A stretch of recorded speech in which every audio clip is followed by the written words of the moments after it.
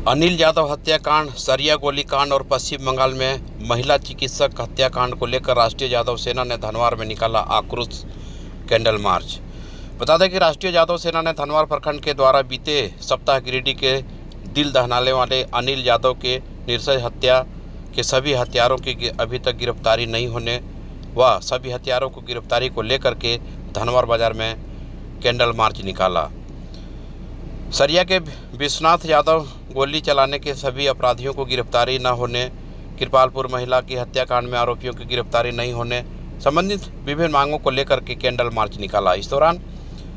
राष्ट्रीय यादव सेना के जिला अध्यक्ष ने कहा कि निश्चित तौर पर पुलिस प्रशासन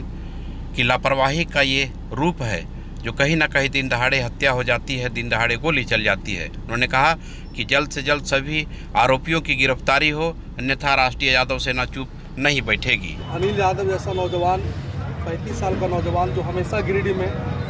नौजवानों के लिए, किसी भी आम आवाम के लिए सक्रिय रहता था और उसकी हत्या सिर्फ पैसे को लेकर के, वो भी 1 से 2 लाख 3 लाख पैसे के लेन देन को लेकर के अपराधियों ने घर में बुलाकर उनकी हत्या कर दी। हम लोग सबको इस घटना को जानते हैं। पुलिस ने SIT का गठन किया है और SIT अपने स्तर से काम कर रही है, लेकिन हम लोगों को भी अपने स्तर से काम करने की आवश्यकता है। पुलिस प्रशासन पर दबाव बनाए रखने की आवश्यकता है और इस तरह से, चूँकि ये घटनाएं आम नहीं है,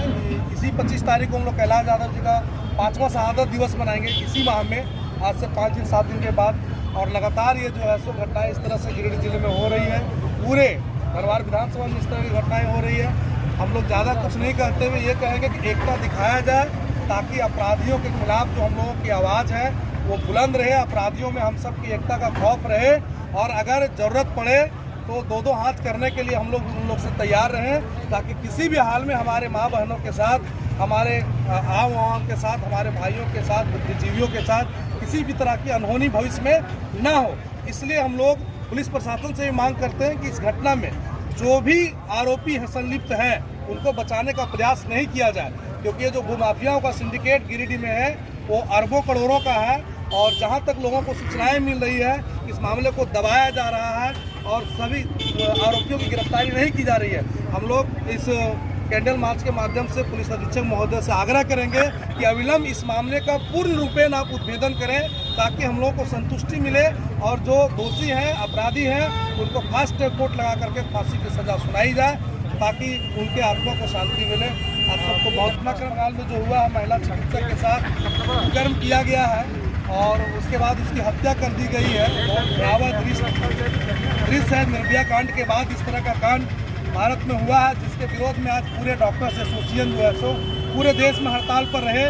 और हम लोग उसके समर्थन में हैं। क्योंकि जब कोरोना का काल था तो डॉक्टरों ने ही हमारी जान बचाई और एक डॉक्टर जो भगवान का दूसरा रूप होता है, उनको जब मदद करने की आवश्यकता है तो हम उन डॉक्टर के साथ, चिकित्सक के साथ एकदम मजबूती के साथ राष्ट्रीय यादव सेना और सभी दलित, शोषित, वंचित वर्ग, पिछड़ा वर्ग, सभी संगठन हम लोग बिल्कुल उनके साथ खड़े हैं। जिस तरीके से सहयोग करने की आवश्यकता होगी हम और हमारा संगठन उसके लिए तत्पर है, तैयार है, उनका मदद करेंगे। आज अनिल यादव के पास आया, कल किसी और के पास आया, आज कलकत्ता डॉक्टर के पास में